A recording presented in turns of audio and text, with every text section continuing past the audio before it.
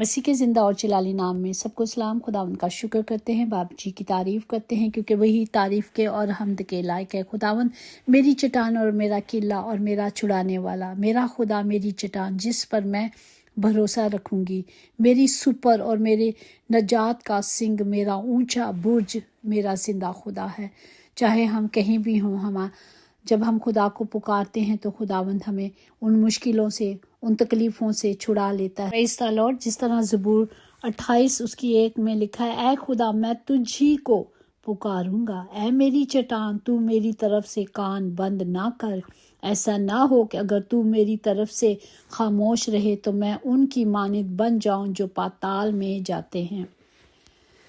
हमें जब खुदा को पुकारते हैं तो खुदावंद हमारी दुआ को सुनता है। जिस तरह हमने कल कलाम में देखा था कि जो खुदा की आवाज़ को नहीं सुनते, जो कलाम को नहीं सुनते, जो कलाम पर अमल नहीं करते, वो खुद मौत में जाते हैं क्योंकि उन्हें उनके कान बंद कर दिए गए हैं, उनकी आंखें बंद हैं, उनके सोचे बंद हैं, वो देखते हुए देख नहीं सकते। हम देखते हैं जिस तरह पैदाइश में जब खुदा ने आदम और हवा को बनाया और खुदा ने बागे अदन में उन्हें रखा और दुनिया की सारी खुशियाँ, मतलब सब कुछ बख्शा, सिर्फ उन्हें कहा कि ये फल नहीं खाना, और जब उन्होंने खाया तो वो अपने आप को नंगा पाया। इससे पहले वो ऐसे ही थे, लेकिन था कि उनकी रूहानी आँखें थीं और उन गुनाह के वसीले से, नाफरमानी के वसीले से उनकी आँखें खुल गईं तो उन्होंने गंदगी को देखा। इसी तरह जब हम खुदा में चलते हैं तो हम लायक तौर पे चलते हैं, हमें दुनियादारी से कोई मतलब नहीं होता, हमें सिर्फ खुदा में चलना है।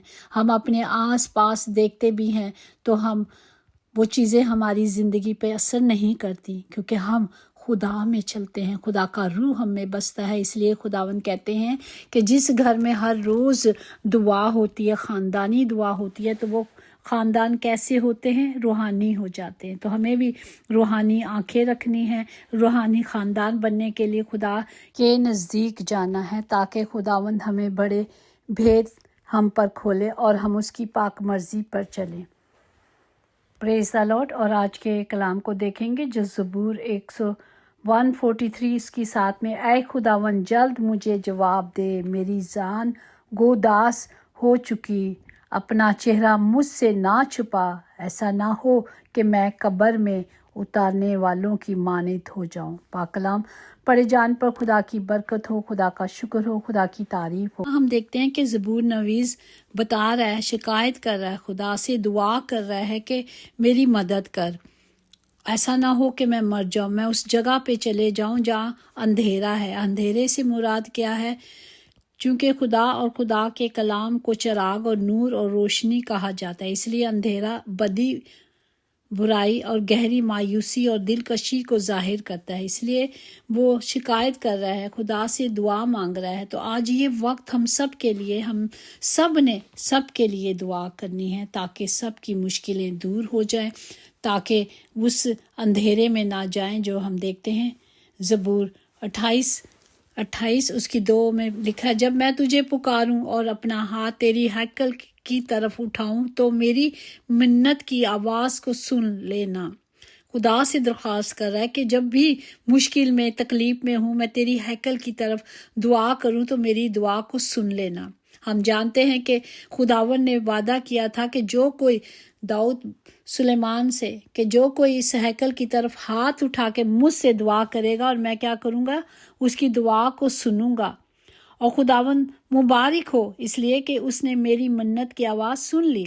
खुदावन मेरी कुव्वत और मेरी सुपर है, मेरे दिल ने उस पर तवक्कुल किया है और मुझे मदद मिली।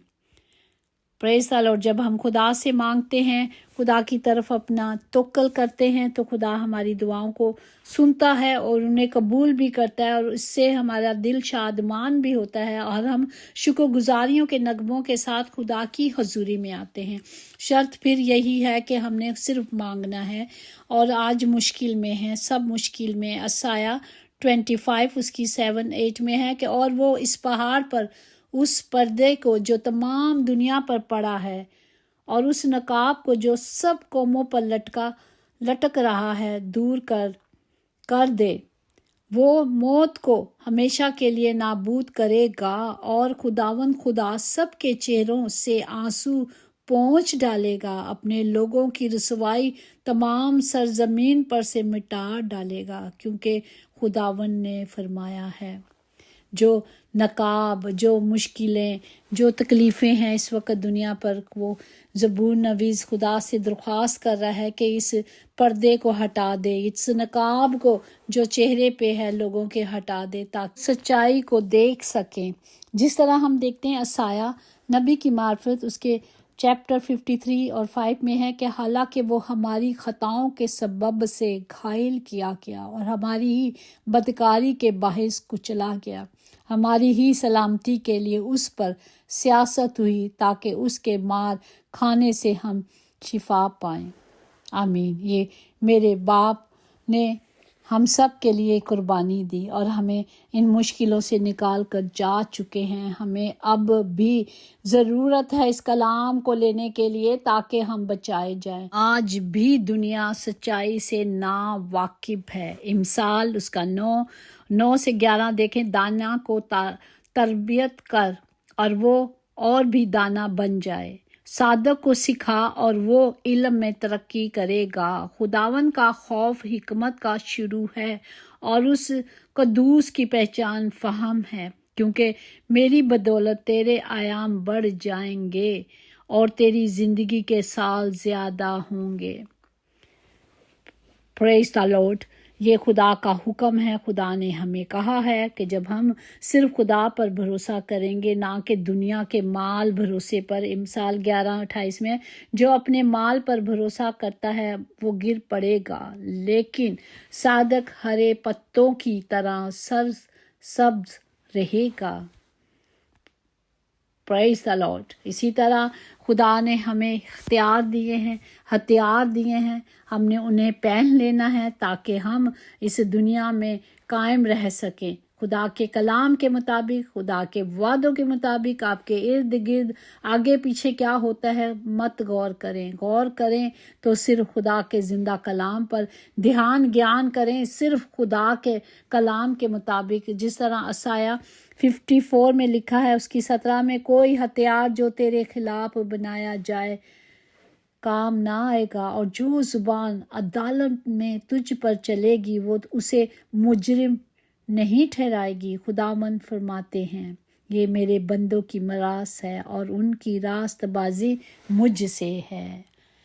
پریز دی لارڈ۔ جب ہم خدا میں چلتے ہیں، جب ہم خدا کی مرضی کے مطابق چلتے ہیں، وہ ہمیشہ ان کی شفقت، ان کی محبت ہمارے ساتھ رہتی ہے۔ خداوند فرماتے ہیں، خداوند تجھ پر رحم کرنے والا یوں فرماتا ہے، آسمان اور زمین ٹل جائیں گے لیکن اس کے منہ کی باتیں اور اس کی شفقت، اس کی صلح اور اس کا عہد کبھی نہ ٹلے گا۔ بس ہم نے خدا کے وعدوں پر یقین کرنا ہے اور ہمیں خاموش ہو کر خدا سے مانگنا ہے، اور مانگنے پر ہمیں سب کچھ دیا جائے گا۔